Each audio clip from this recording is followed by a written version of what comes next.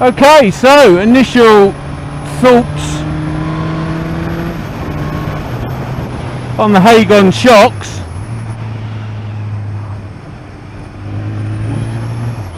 Are definitely a vast improvement on what was on there.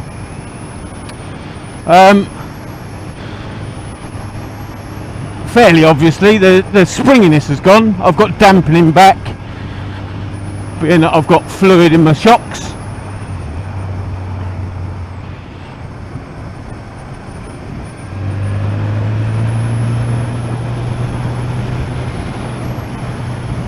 And it makes all the difference. I didn't think I'd be able to tell the difference, but it really does. It's properly holding itself.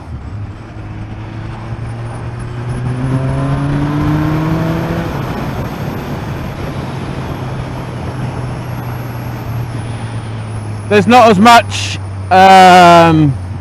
suspension crush when you accelerate. It doesn't sit down as much as it was.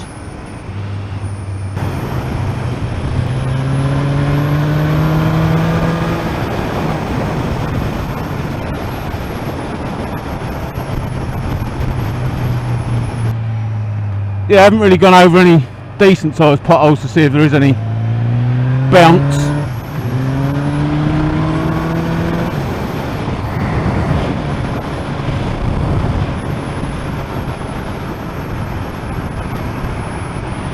But definitely a firmer, more positive feel on the back end. That wallowiness has gone, which is obviously where the dampening wasn't actually happening.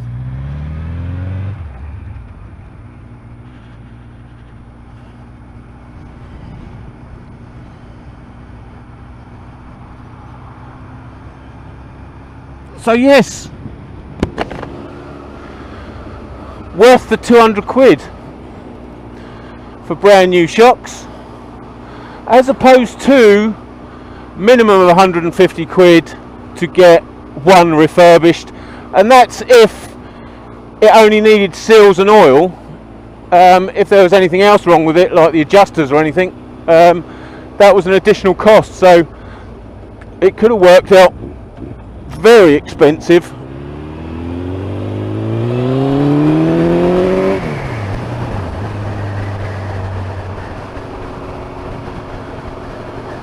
So yes, I think definitely the cheaper option. Just need some high-speed bumps to see if I'm getting kicked off. See whether I need to loosen the springs up a bit. They do take your details, how fat you are, whether you ride with just yourself or with a pillion or pillion and full luggage. So the suspension you receive should be set for you on that machine. And I mean, I'm not a great one for setting up suspension and tinkering with it or anything. If it's leaking, it needs fixing. Apart from that, I think on a couple of bikes I've set them back, a couple of second-hand bikes I've set them back to factory and then turned it up a notch because I'm a bit fatter than the standard Japanese gent sitting on a bike. But to no great amount have I ever played with suspension and the settings and everything, so it's nice that these should be spot on for me straight out the box, which they do feel like they are. So there you go, first impressions are beautiful, which they should be, being that they're brand new, and probably value for money if they'd aligned the stickers up and if they had better looking stickers. But yes, the stickers are slightly off. It goes around the top, but it just doesn't quite line up properly. Although that area has ended up at the back of the shock, so you don't actually see it. It's still, you know, for 200 quid, if you're going to stick stickers on there, at least get them to line up. Is that not basic? Sounds quite basic to me. So copped a few sunken drain covers back there and a couple of potholes, and it's not kicking me off, and it's not too soft but it's not too firm, so I think they might just have it just about right.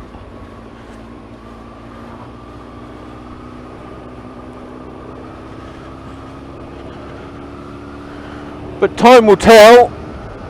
This is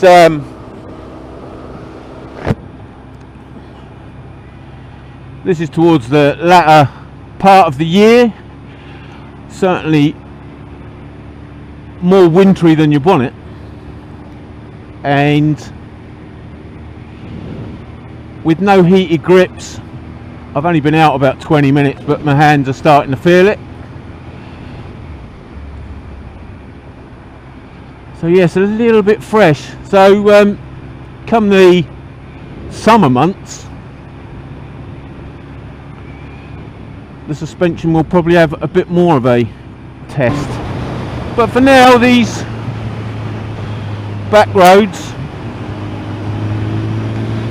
I'll have to do, and I'm being a little bit tentative around the bends because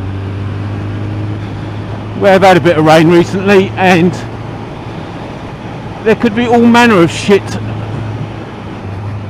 laying around trying to catch me out.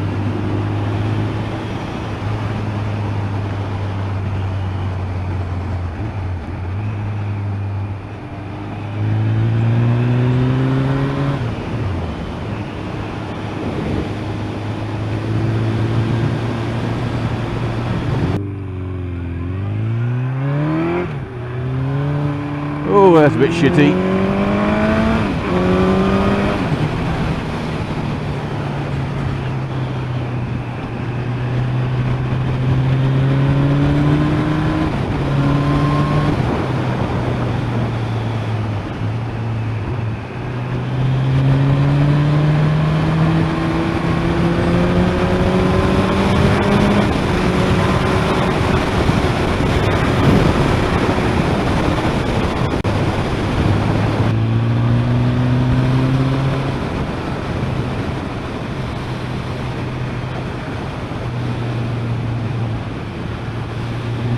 Particularly nasty bumps down here, about here. Oh, left the seat a little bit, but on the GS I'd have been off the seat.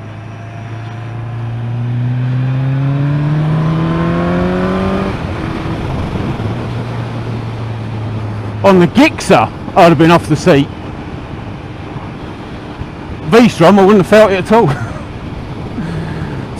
Such a beautiful suspension. I don't seem to be getting any weird clonking or banging from the exhaust. It's probably needing rubber mounting rather than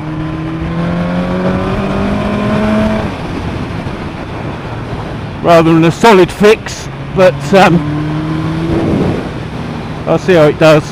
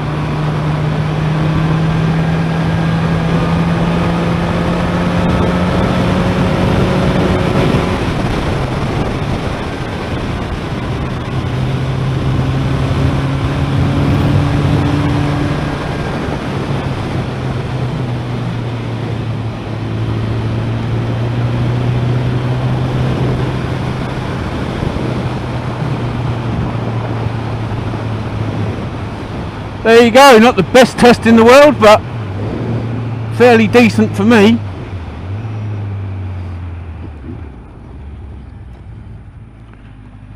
Oh, that's very gravelly. Didn't like that. Ugh.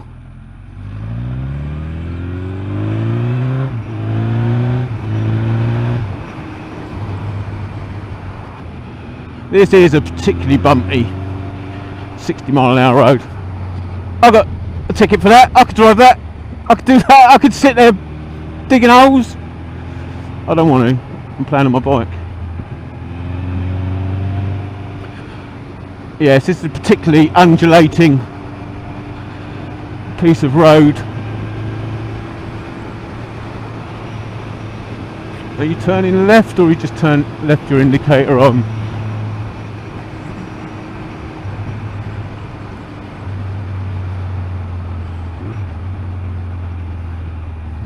Jesus.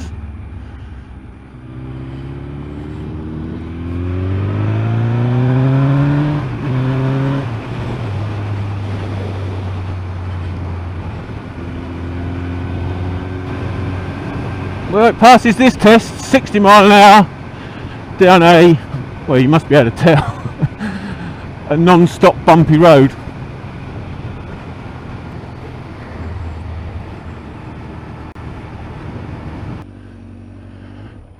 Time to go home for a cup of tea. One thing I did forget, even with the massive amount of storage underneath the seat on this machine, and the fact that I've put a rack on the back that I could take a Givey top box with me, forgot to bring any fluids, so I'm pretty dry. Yeah, you can move over a little bit.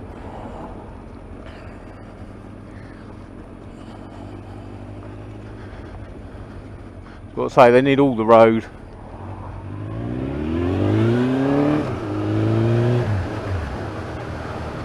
Let's leave him to his own devices. Oh yeah, that'll knacker him up.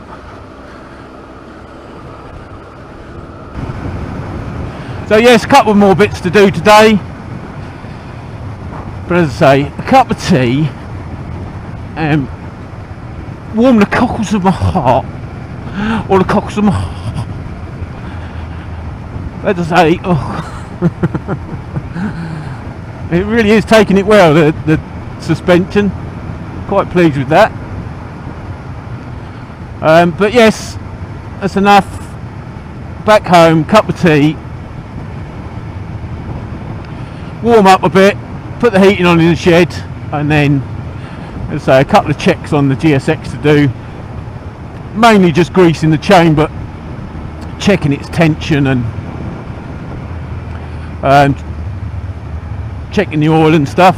Should have done it before it went out, but I didn't, so I'll do it when I get back.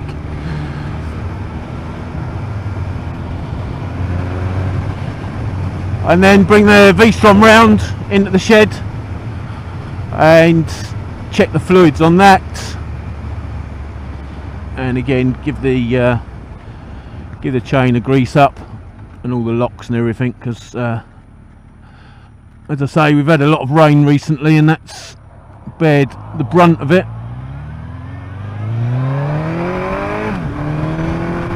So that'll do. Ta-ra.